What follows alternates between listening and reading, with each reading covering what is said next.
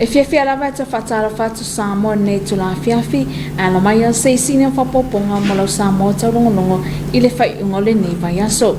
E to mo i talo le aso na whilo i alo i aiva inga whaupu whai, al whatu atoi le atu Samoa watasi. Masui whai pule atu a 5, na tau vai le whai ngā paro tala i titi, se terenga ne i le ripoti. Le tumtumu atu leo sui o itu malo e 5 o lo manu malo mai ai sui le fatu tu ele tu Samoa tasi e momoli atu ala tu sui le vai nga fa upu file fast Paftai le lo fo le tua ua fa pena fo yo na fa upopo ina mai le au va o tato vai nga e pe yo na tu la mai ai le to alima o fai pule mai tu malo e fitu sa fai ala te fai na pa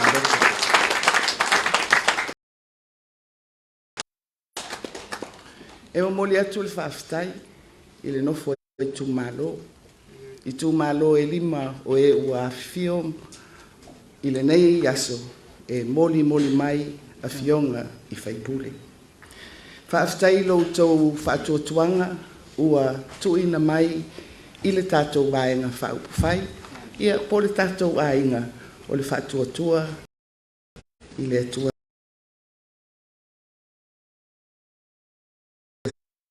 Samoa watasi.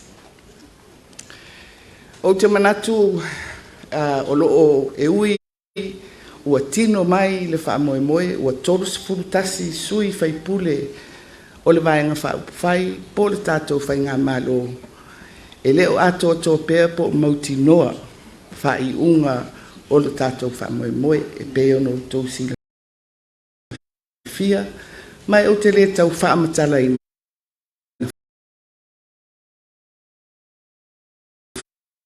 Foi. Awai le tau mate, o lo loma mai pea, nisi o fuafuanga whare tau la fono i mata upu tau pālota, ai mai sea tātou pālota o fito a mai atu nei. O la fionga le mai tai pare mia le na saunoa e whawheiloa i sui e to alima mai tu malo, ua mawhai ona tu lai mai. E whai masui o lantou tu malo i te tono le pale mene. O sui nei e to alima e au fia ile a fionga ia whaleo ma vaenga titi mai ata fua mai ava fui maono tito a safo tangaloa tele pasipoloa lau matia manu rinko persao ma le afionga ia fui ono teni na Crichton mo le si la fio i lantou nei o le afa atautoina i lumo le palemene le aso luo le vai asafou pai muntalo ale mo Samoa taulongolongo Ua whai unga whono e ka peneta le toi whaua wai o polo keti. Mo le whaingoa ino a wala ma le whaatua atu si ino mo o tamalawa sa te rengane nei i le ripoti. I le toi whaua wai o polo keti.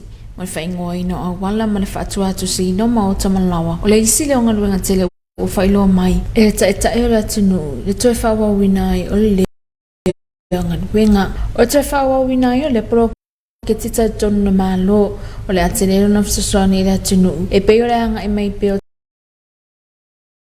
tangata na wapapa au ifanua i le atu vai maunga whaapea e mawhale ata e mai sele i tusi sifo o polu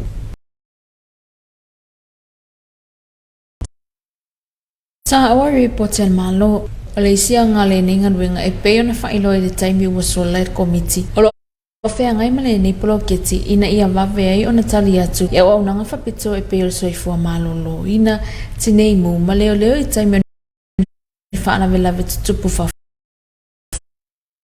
fose i tua i a inga manuu o le awhai ngofia i fo i tangata ta whao mai mo mai Samoa ona sa ina whaonga ese a sia pe a whai e mai e ona whaatua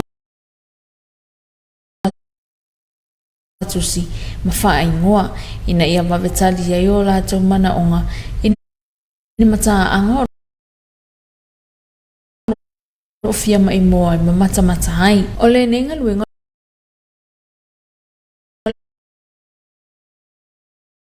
la to ma fa ila vai na ia fa mai el 2 kilomita fata fa taulanga wa pia ma fa solo tuai inu itu se ia so sam moa ole nenga luenga sa amata mai whainga malo taluai Au leo watu e whaawa o whainga malo fo i lola atu taritonunga o se proke te au ngā te le.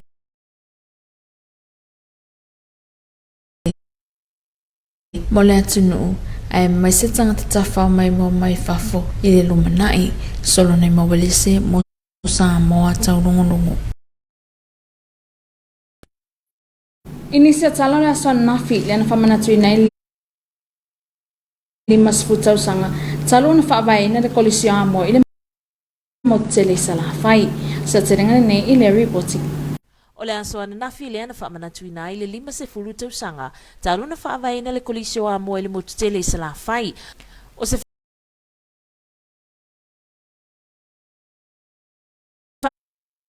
moi moi taua mai le tele o tausanga o mawhaio na ulia le kolisi talona whaavaina mai le tausanga e a feiva se lau fitutasi mo le silafia na amataina le kolisi o amoa i nei fale a onga ma nei potu a onga e to olua whai a onga ma le pule a onga le a fiunga ia i ina kalapu o le ulua i pule leo le kolisi a ele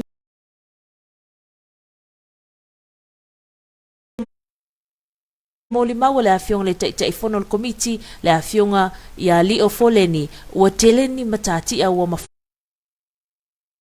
mawhaiona ausia le kulisi talu na whaavae ua to telefo i alo mawhana wolo ua avea mataitai o ekalesia avea mawhai bisnisi whapea maulo mtanga luenga le malo sa fafua waina lo lato soifua mai le nei kolisi pai mutalo ale mo Samoa Taulogologo. Winga nei o tau mulpo nei, male aso atai au.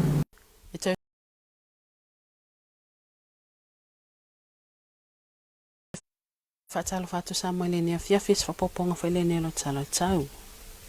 Ua fa leo ngaina nei fatuanga sa fa mansia mo unga sami matu. Ma inga leta satelite se wainga te leo au lo ofitia i pele tunu. Ata fafanua le tau o so sa vilo le waitu lau lo a fia i pele tunu. Mai fia iau manai te muini so taimi. Talo tau molo fanua le pona nei ia woi ini so vaenga ma te muta unwa vasolo ai. Papia nai mala so tae o ngasami matu o sa vilo tu e lau. Na ngai le mta pole su 5 kilomita le tula o ngalu ta sitesman 5 mita.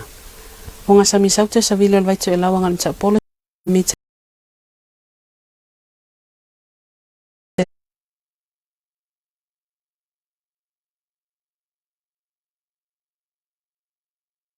minuto te fitu le fiafi. Ola so ella ta alto e valu minuto le ono fa mo mo toi foto sfullo minuto fitu le fiafi. Se riporti le nata Samoa le ne fiafi session fa poponga le so taiao Manuel Poto fa so fu. Ma ola fa yasina malolonga pupu mo fasalonga fa nisi ona to Tari mai lemon ngana fa Britannia. Your TV2 News will be right back after this short commercial break.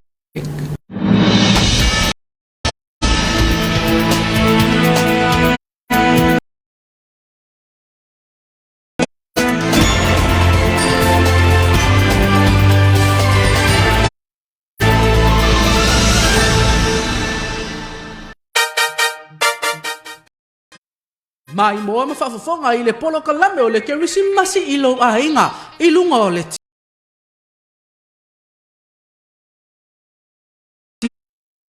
TV lua.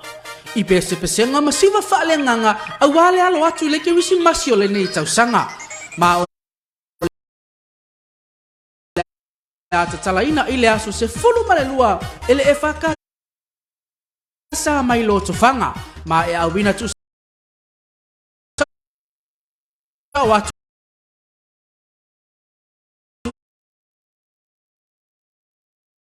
ilunga o lau TV lua awau mai moanga aso se fulu male tolu EFKS mai vai sala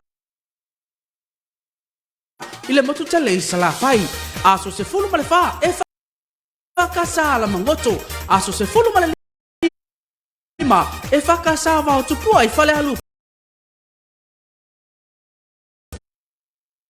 po ile me e ngoto ia ile la aso se fulu male ono e fakasa vai lele aso se fulu male fitu e fakasa fusi sa fotu la fai aso se fulu male valu e fakasa lu filufi aso se fulu male iba ta noa o leia aso lua se fulu e fakasa sa matai tai aso lua se fulu male tasi e fakasa le au baa aso lua se fulu male lua e fakasa fausanga aso lua se fulu male